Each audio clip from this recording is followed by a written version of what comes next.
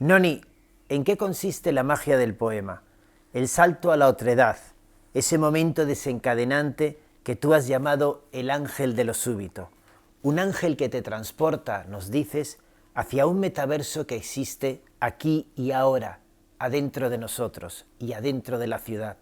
Camino secreto que mediante una combinación de palabras encantadas obran un conjuro. Yo siempre he pensado que si el poema no me sorprende a mí, no va a sorprender a nadie. Y la sorpresa está en el origen de mi creación. Fíjate, el recuerdo más lejano que tengo de la impresión, el impacto del poema, fue cuando era chica. Un día, al azar, escuché un locutor en la radio con una voz muy profunda, me detuve y me quedé escuchando hasta que terminó, y iba hablando de una noche en la cual una persona disfrazada subía por la secreta escala a encontrarse con su amado, y yo me acuerdo que de golpe se hizo de noche aunque era de día, pero era una noche sideral, como la del universo, llena de estrellas. Y al final dijo, y el poema pertenecía, es un clásico de la literatura española, a un santo, San Juan de la Cruz, nada menos, y era la noche oscura del alma. Y esa fue la sensación de esa otredad que me llegó, que de golpe, como este hombre, con una combinación de palabras, que eran como un conjuro, me recordaba a Mandrake el mago, que yo veía en las historietas, que con gestos hipnóticos de las manos lograba que apareciera algo o que desapareciera otra cosa. Y yo creo, puedo decirlo ahora, que San Juan de la Cruz me dio el número de puerta, como en el Ministerio del Tiempo, para entrar a otra realidad, a un metaverso, a un universo paralelo, ¿no? Entonces, esa noción de que hay otros mundos pero que están en este, eso era una cosa que decía el poeta francés Paul Éluard. Y es cierto que yo tuve la impresión de que podía vivir en otra realidad, en otro universo, pero que estaba dentro de este. Con los años me di cuenta de cuál era la clave. La clave es la vida interior. Hay un mundo interior. Yo me podía refugiar en ese mundo interior y ahí podía viajar, volar, concebir proyectos con entera libertad, que en la vida real era una niña y todo estaba prohibido en aquel momento, ¿no? Entonces me hice adicta al flash del poema, a ese relámpago, como digo, la noche oscura, que de golpe ilumina algo y tú ves ahí como por una fisura algo que se abre, que estaba ahí pero que no lo habías visto antes. Y al hacerme flash me puse a leer mucho poesía. Recuerdo Lorca, para mí era un must cuando era pequeña, y cómo podía ser que yo entendiera todas esas imágenes tan sofisticadas, y sin embargo me fui haciendo al poema y también me fui haciendo a la palabra.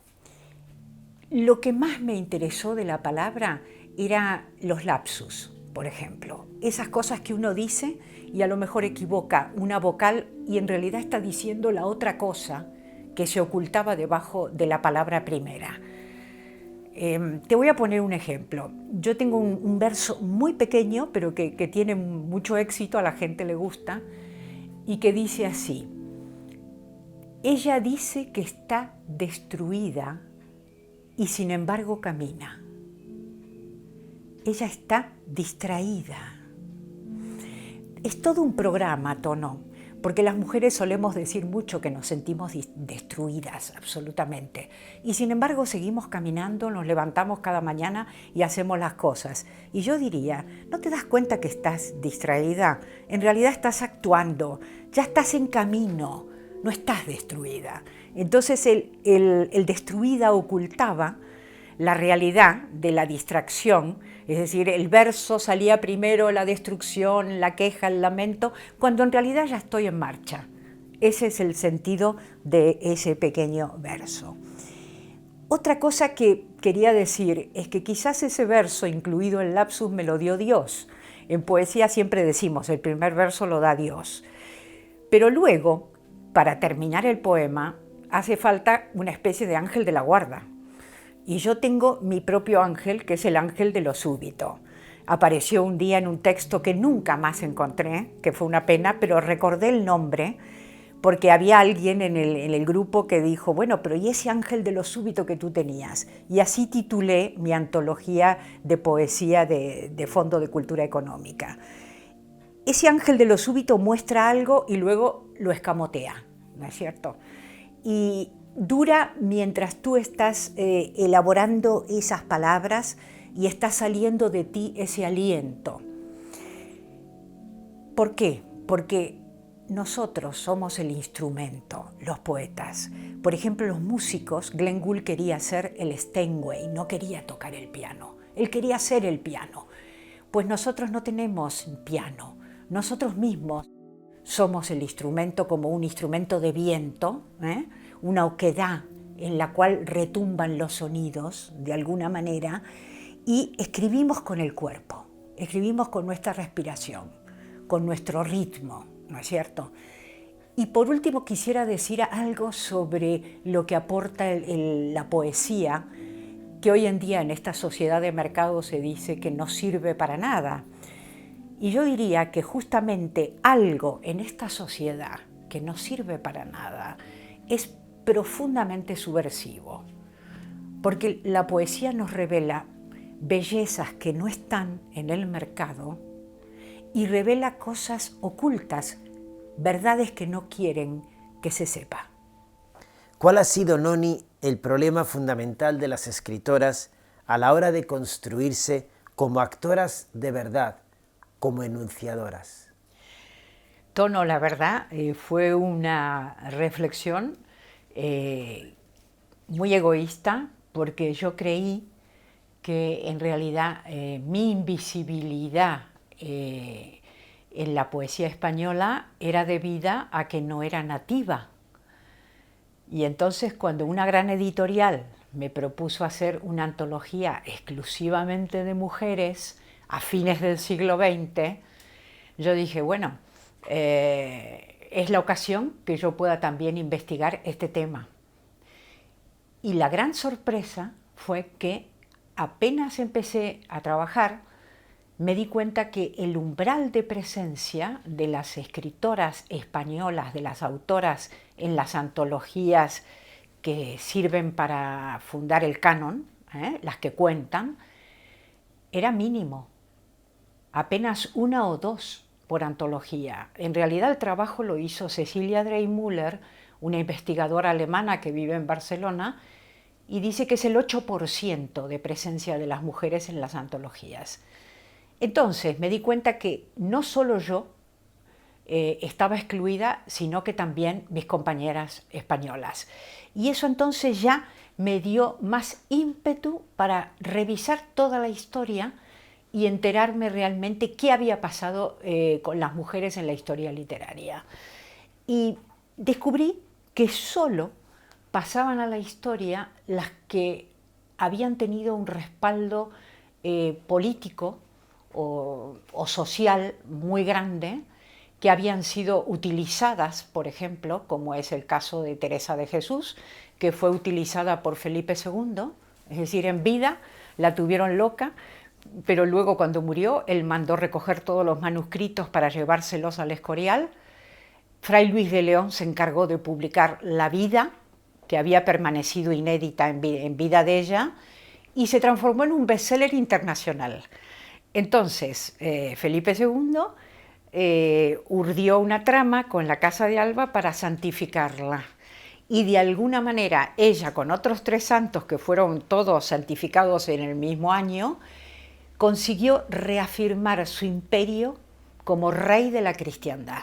El problema tiene que ver con la fama, tiene que ver esa cosa tan importante entre nosotros los latinos, la fama, la celebridad. La entrada de mujeres al canon pone en cuestión las vías de consagración de todo el campo literario. Porque la mujer ha sido un tópico igual que el mar o la guerra. Tú imagínate qué pasaría si el mar se pusiera a hablar y dijera lo que le hacemos. Desdeciría todo lo que se ha dicho y desautorizaría y deslegitimaría. Y lo mismo pasa con las mujeres. Pero claro, ellas se enfrentan a un problema muy gordo. El problema básico de una escritora es cómo dar voz a un sujeto que siempre fue objeto de esa poesía y que debe expresarse en una lengua plagada de estereotipos, que la maldice, una lengua absolutamente maniquea, porque saltan de la madre tierra y de la madre de todas las batallas y del ángel del hogar a la bruja, a la puta, etcétera, etcétera. Ese es el problema fundamental de las mujeres. Bueno, empecemos por el término. El término viene de soror, que quiere decir hermana, y entonces sororidad, idad es cualidad, es la cualidad de la hermandad entre mujeres, así como fraternidad es la hermandad entre hombres. Pero la sororidad se ha transformado en un principio ético, por el cual nosotras las mujeres reconocemos nuestra subordinación y nos vinculamos entre nosotras, entre mujeres, con diferencias extremas entre sí, de raza, de religión, de economía, de país, de origen, y nos consideramos entre todas pares y equivalentes. Tenemos una empatía y una reciprocidad, y lo que buscamos es construir un nosotros para actuar colectivamente a fin de conseguir esas libertades que tanto añoramos.